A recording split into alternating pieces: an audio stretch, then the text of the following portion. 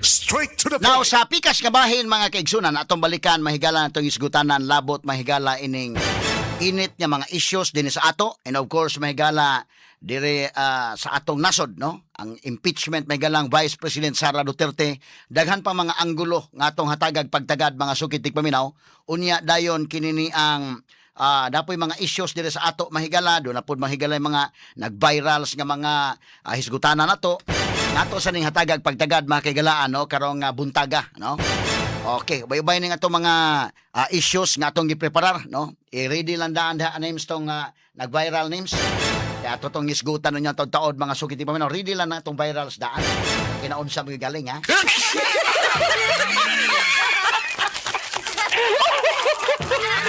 Atong yagi katawa mga sukitig paminaw.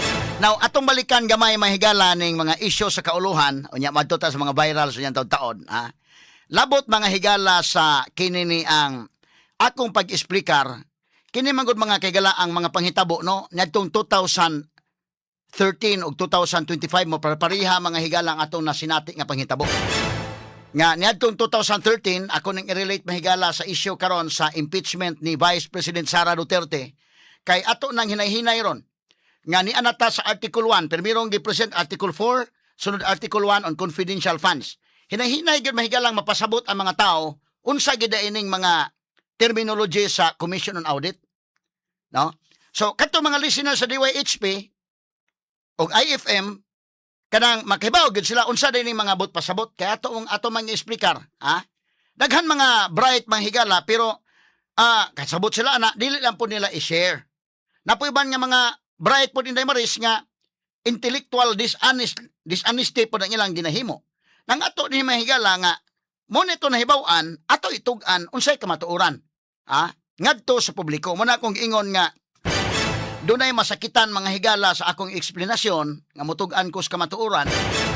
Ang ako ra yung kinini ang mission ani nga unsa mga higalay tinuod unsay kamatuoran akong eksplikasyon ato lang explicar. Kadto mahigalang nalipay sa akong explanation, okay, kadto nga malipay da kinini ang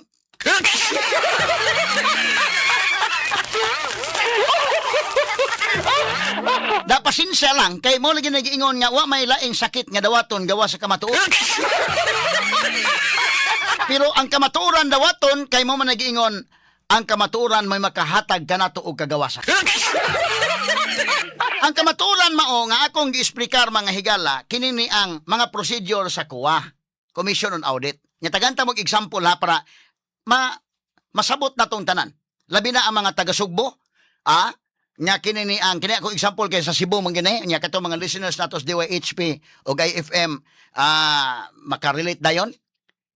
Ang COA di ay mga higala mao ni inini ni, ha?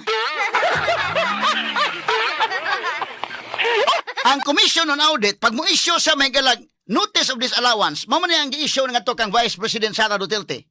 Ang pangutana na, kurakot ba si Sara? Sad-an na ba si Sara? Kay na-issuean siya notice of disallowance. Muna yung akong question. Inani man guni ang procedure sa COA mga higala. Ang usa ka government funds, imo nang i-liquidate. Imo nang i-submit nga to sa COA mahigala kay ila man ang i-audit o giunsa nimo paggamit ang kwarta sa gobyerno, no? Dunay regular funds, duna po'y intelligence funds or confidential funds. Lahi na nga nature. Na karon kini ni ang COA mo audit mahigala sa kwartas gobyerno kay kwarta gud sa katawhan. Natural giunsa pagasto tan-awon kana sa Commission on Audit. So pagtan-aw sa Commission on Audit mga higala ang permirong proseso ana. Nataganta mo example ron ha para maklaro gyud nato. Ang permirong proseso na maka-observe gani ang COA nga murag dili ta satisfied ining kuan. Ang COA auditor maka-observe gani di man ta satisfied ini iyang mga documents nga iyang gi-support kung giunsa pagasto na mga resibo na mga kinina ang mga acknowledgement receipts ug uban pa dili man ta satisfied. Amo issue ta og kinini ang AOM mo na gitawag og kinini ang Audit Observation Memorandum. So isyuhan ka ang usa ka government agency isyuhan AOM. Pag issue AOM mo explain siya. Or doon na ba kay mga dokumento nga nakuwang iyang isubmit. Sunod pag evaluate sa kuwang pa mangyapon. okay na ning uban, pero kuha nabol gyapon kuwang manang ang kuha mo issue sa notice of suspension. Mo na ikaduha. So pagtan-aw na gyapon kuwang diha na mo issue ang kuwang notice of disallowance. Ang pangutana na kurakot na ba ang tao o ang agency gumikan kay nag-issue. Mo na dakong question mark na ha. Tagantang mo example. Inigumanda niya na mahigalang notice of disallowance. Doon na pa'y mga remedies. Ha? O sa may mga remedies, 180 days or 6 months, nga mo appeal. Buti pasabot nga, imo mga higalang i-appealar, imong idugang o i-explain nga, kininasakto ni. Nan, kung unsay decision sa kuha, ay din ang kuha mo affirm sa notice of disallowance, or mo modify, or mo reverse. Mo na decisions kuha. Nya kung unsay decision sa kuha, ibutang ta, mo affirm. So, ikaw nga agency, pwede pa ka mo file og motion for reconsideration. Ha? Unsa man ang motion for reconsideration? Para ba na nanguya ba ka kay, nya pagpanguyab ni mo mingon nga, kana na ang, let's be friend lang.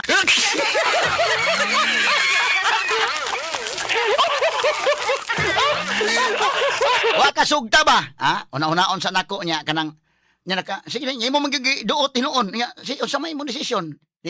Ay lagan-langan ko og desisyon. Ni desisyon na noon nga diligid ta sugta.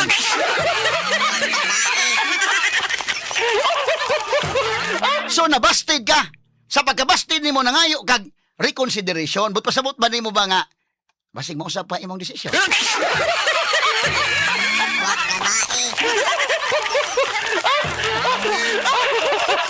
Manay motion for reconsideration. Ngay mo bang gi-explikaran og dugang ba nga base bilag mo usab pa imong desisyon, mao ni ang akong kuan, mao ni mahitabo ana. So mao na kana nga pwede bang mausab o dili? Na mo remedy na. Unya kung panalitan mo decide na gyud kuha. Nga mao na ginaday, kuha na gyud kana na ang final na. Moingon ang kuha na manghigala nga kini nang doon na restitution. Doon na mahigala ipauli ang kwarta. Ipauli. So ikaw iuli nimo to kwarta sa gobyerno. Nya wa man makuan sa liquidation. Mo na say mga proseso.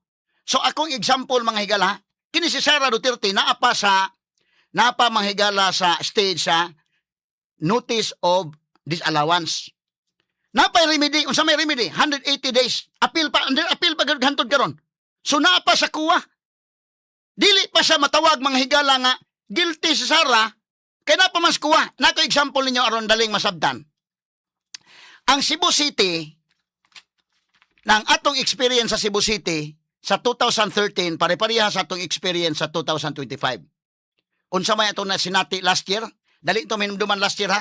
Last year, duha ka kalamidad ang naigo. Number 1, mahigala ang linog. Grabing kalamity. Dako kay nga kalamidad. Linog sa bugo. Moto nakakuha nga nito sa DYHP ato day og 4.3 million sa ato mahigalang pagtabang. Ang ikaduhang kini ni ang calamity ang Tino.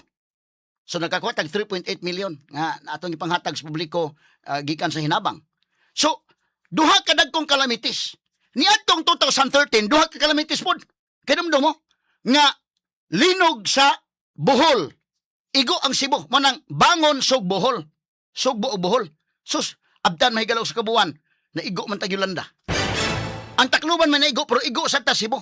So duha ka calamities ang niigo sa 2013. Nya ako mong pahinumduman nga unsa mahitabo ato. Ana mga higala ang City Hall.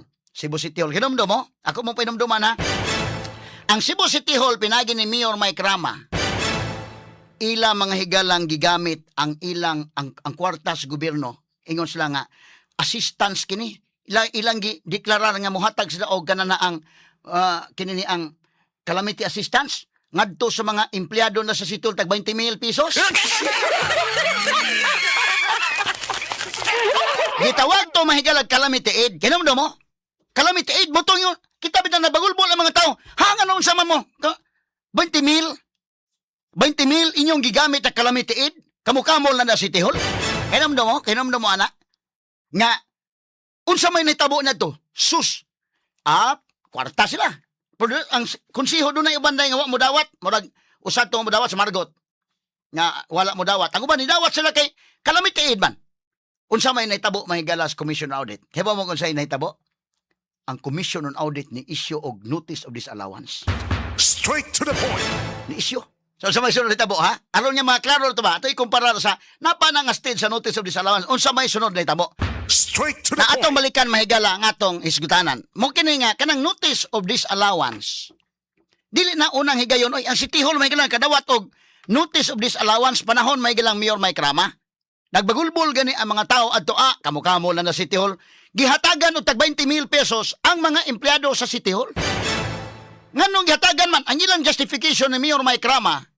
Unya niyang Vice Mayor at the time si Vice Mayor Edgar Labilla kinumdum mo 2013.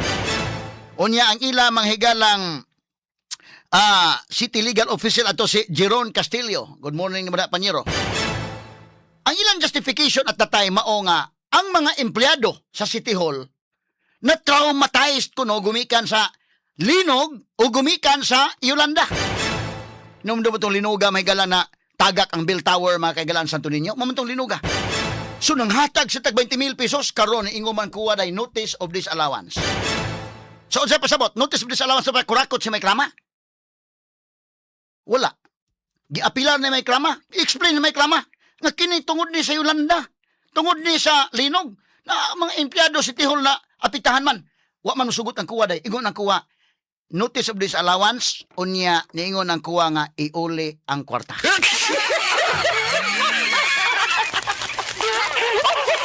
So why corruption?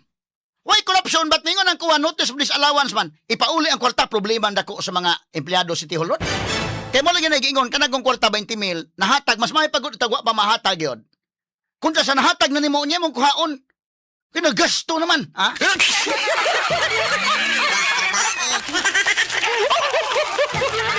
Lisod ba hinuon na ka na nagasto na bitaw niya imong ibalik? Guy, Ginoo ko saon na nagasto naman eh. So mana nga, ako mang pinamduman, doon na report gani na. So notice of disallowance to. Wala mang higalay, ingon nga kurakot, may higala. Wala eh. Nga naman, na may remedy ang kuha. Unsa may remedies kuha?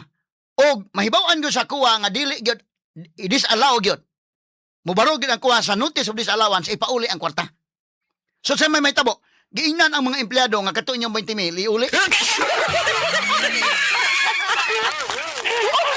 So wala mga higala dili kana conclusion pag yung notice of disallowance nga stage dili pa conclusion nga dunay ang kwarta na lustay. Wala pa.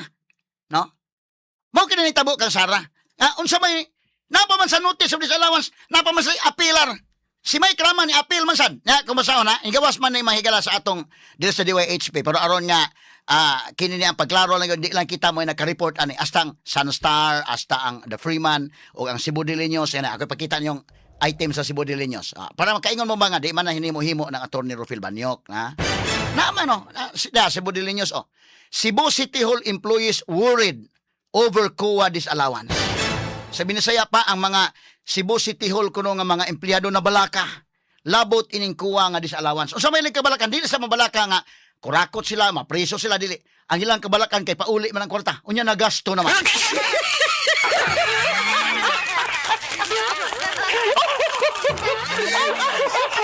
Kanila bang pagka-release may galas kwarta? Kung na ba to? Mga December ba to na-release ang kwarta? Sus, nagasto na Pasko. Nga, kining Cebu Diliños ako basahon ha, ingon matod pa din Cebu City Hall employees are worried over a notice of disallowance issued by the Commission on Audit on the 20,000 calamity aid given to them in December 2013. Matod pa may unsaon man ako, dahil usa ka empleyado may galang mingon, unsaon man ako pagbayad o pabayaran gyud na namo, no? Said Jenny, who barely earns 20,000 as a casual employee. Casual naman siya day. Ha? Di gani sa kakuha ng 20,000 as casual employee niya karon ipauli man. Problema sa dako.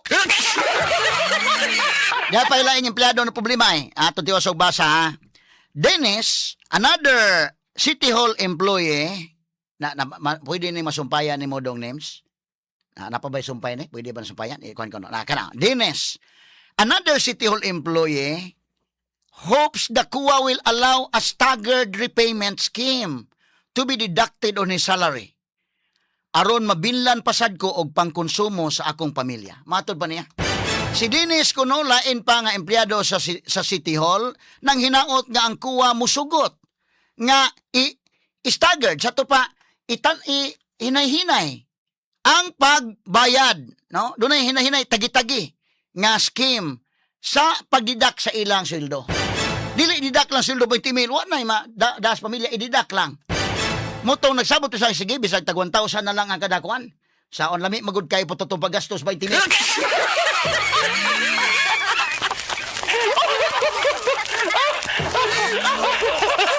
So unsa may nagtabo? Sumpay ko no dong. Tabangi ko no lang dai kay masumpay dai.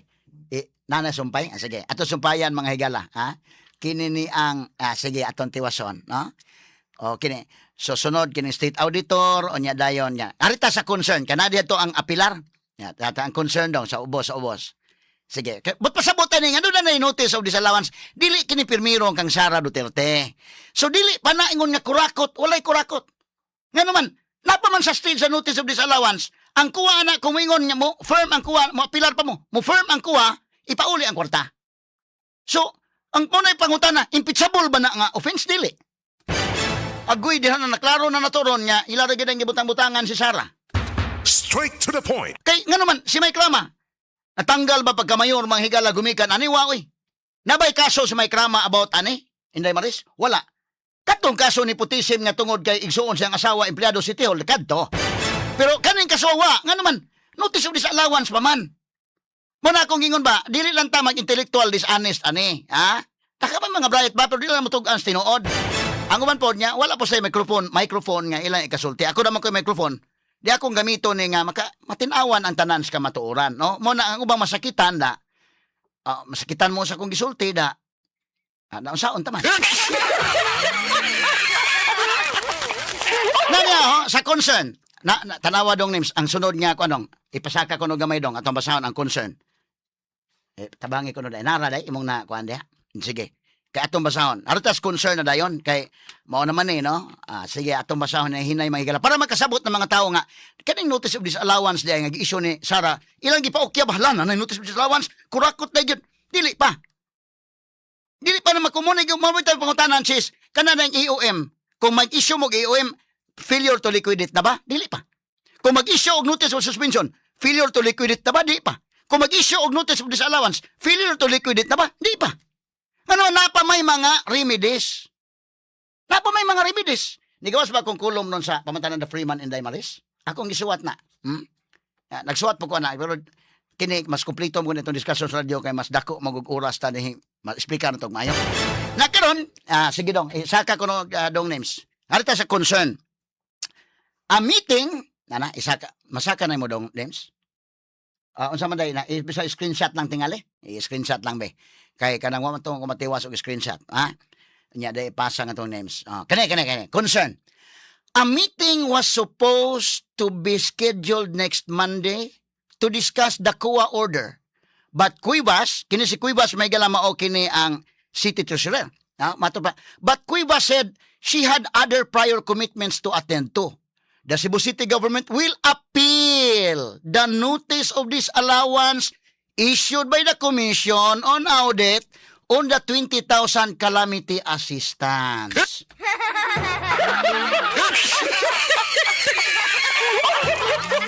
So sabi na saya pa mo apilar pa des lagi nga sa iuli ang kwarta nga tag 20,000 ingon ang commission ang ingon ang Cebu City government mo apilar pa mi. Ha? Sa tapadili pa di ay ingon nga conclusion kurakot mo kurakot. Mo na ang sunod paragraph dong atong basahan ang sunod paragraph. Tanawa. Sige saka gamay kana. Mo na kini. Sige saka pa gamay. Karon mabasa na to. Mato pa ni. Quote, it can always be addressed, especially that there's no corruption and it went to the individual employees. Cebu City Mayor Mike Rama said. Sabi ni saya pa, sa kanunay matubag kinit labi na nga walay corruption. O gani, napunta kini, naadto kini sa individual nga mga empleyado. Si Cebu City Mayor Mike Rama miingon. He said, he instructed Cebu City Legal Officer Jeron Castillo and Vice Mayor Edgardo Labilla to address this concern. Sabi ni saya pa, miingon si Mike Rama nga iyan nag-instruksyonan ang City Legal Officer nga si Jeron Castillo o si Vice Mayor Edgar Labilla sa pag-address ining maong concern. Ato'y padayon pagbasa dong. The mayor said the COA should understand. Sa man ba? Sumpay pa ni? Sige. Kay mao naman. The mayor said the COA should understand that the 7.2 magnitude earthquake and Super Typhoon Yolanda traumatized City Hall employees. Sa Bisaya, pamahigala, ang mayor miingon nga ang COA makasabot unta nga 7.2 magnitude nga linog o ang Super Typhoon Yolanda nakapatraumatized sa mga empleyado sa City Hall. Nya, quote, ingon siya, that's only a statement to return the money. We will fight it out. I will never allow the employees will get into something that they receive in good faith. Matod pang may krama. Sa to ba, kaning notice of disallowance, nahitabo na kini, dili na kang sara lang, nahitabo na kini dinhi sa Cebu City Hall. Dili ninyo makalimtan nga panahon sa linog sa 2013 o Yolanda, mga higala, ang City Hall lang hatag og tag 20,000 pesos sa ilang kaugalingong mga empleyado. May gani nang komentaryo kan tato nga unsa ba mo inyo manggiuna ng inyong kaugalingon nina. Sumo nang ni-issue ang COA og notice of disallowance. Nya karon kanang notice of disallowance mga terminologies mo ni COA wa mang pasabot nga kurakot na si Mike Rama. Do na pay time wa nabay kaso si Rama sa ombudsman because ani wala. Ano man napa man kay remedy sa COA di pa man na final umuingon na ganin notice of disallowance dili na final nga findings. Kay ang sunod ana, kuhaon ang kwarta. Mo na ang mga empleyado, kuhaon ang tag 20,000. Problema ang dako sa mga empleyado. Yan, nagasto man kamo may ko ni pabalik sa kuha.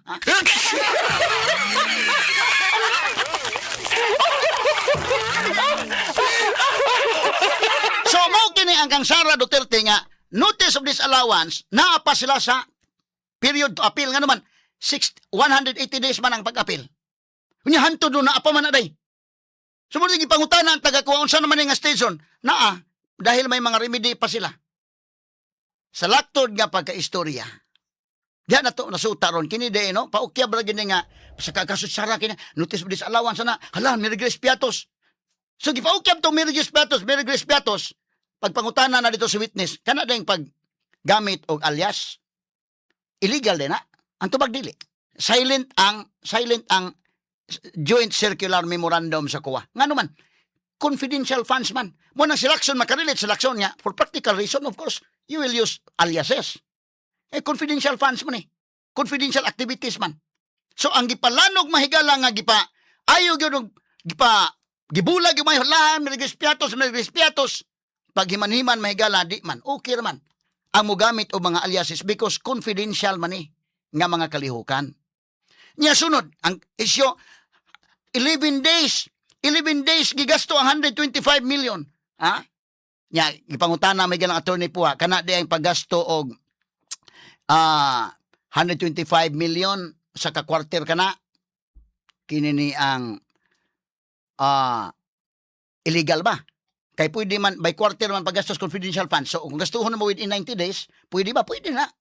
Pwede ba gastuhon within 60 days? Pwede. Now, pwede ba po gastuhon within 11 days? Pwede. So, ang duha ka concern niya, gigasto 11 days. O ang Piatos, igo siya. Mga higala na tubag siya. Nga dili illegal ang paggamit sa ngan nga Piatos. Ikaduha, ang paggasto within 11 days mahimo ra. Na niya, kanay gani mahigalang impeachment ron. Unsa man ang impeachment? Ika-15th day naman taron. Ika-15th day naman taron. Unya, katong pag 11th day, imagine na kung tang 25,000, kasama nag-ingon nga 25,000 a day ang gasto sa Senate. Si Lacson o si Wayne Gatchalian. 25 million ang adlaw. So kung 25 million ang adlaw in 11 days, nakagastos lang 275 million. Tara, is multiply ra. 11 days times 25 million a day. 275 million. Dako pas kang Sara.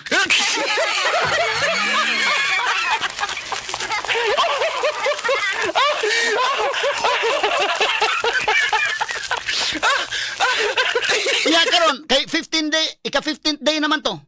So, pila man 25 million times 15, pila? 375 million. Agoro.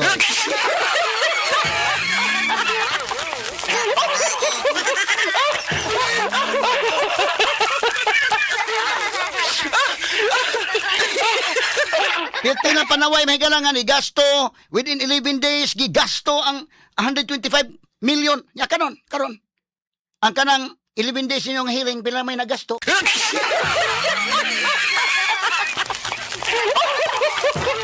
Pila naman nagasto? Ha? Nya karon ibalik na to ha, napatay mga punto nga atong isgutan pero mo akong gingon og kadtong mga masakitan sa kong komentaryo da. Aw, i-unfollow na lang ko ninyo.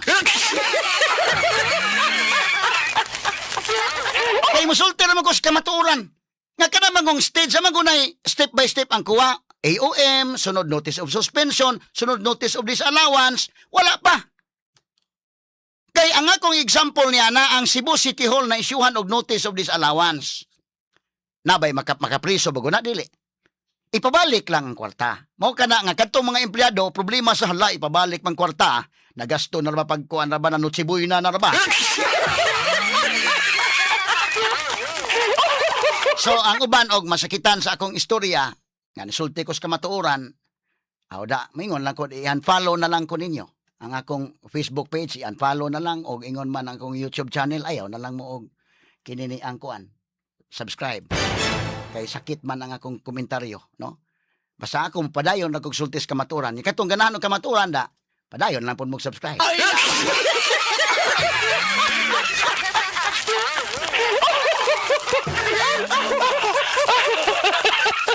Dili man gud pamilyar ang mga tao ining kuwa gud, notice of disallowance sa mana la. Kurakot di ay. Dili pa. Wala pa'y konklusyon. Ha? Katong notice of disallowance sa Cebu City Hall, na priso ba si Mike? Na kasuhan ba wagi kaso si Mike Rama tungod adto? Wala. Nakasuhan si Mike Rama nepotism. Ang igsuon siyang asawa nga empleyado sa City Hall. Ingon Mike Rama, daan naman ang empleyado sa City Hall niya. Kinini ang naminyo siya sa iyang asawa ron. Muna naparinti na, di mo naparinti sa una na.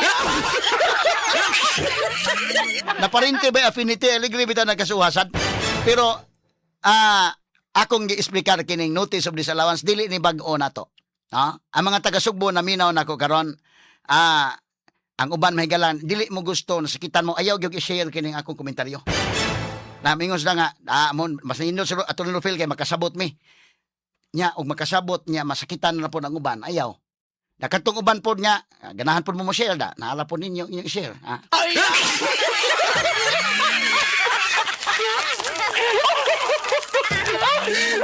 Ako lang balik ko na katong masakitan sa itong komentaryo nga mosulti ko sa kamatuoran ngay nani din na i-unfollow na lang akong Facebook page o ayaw mo subscribe sa YouTube nako. Katong gusto sa kamatuoran da subscribe mo.